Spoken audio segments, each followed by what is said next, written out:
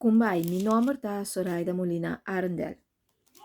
Efésios capítulo 6, versículo 5 até 9. Shon e cativo.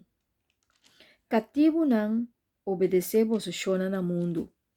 Obedecer não com respeito, temor e com coração sincero, como se fuera da Cristo mesmo vosso da sirve.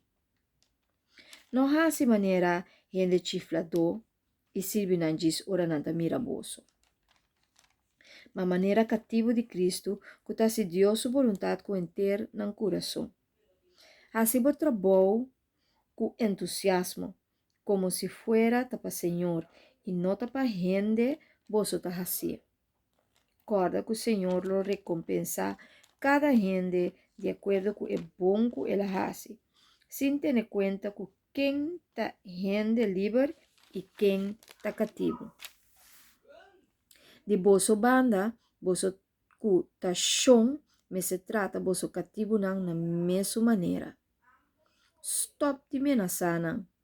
Tenha conta que vosso tur também tem chão no cielo. Então, não toma parte para nenhum gente.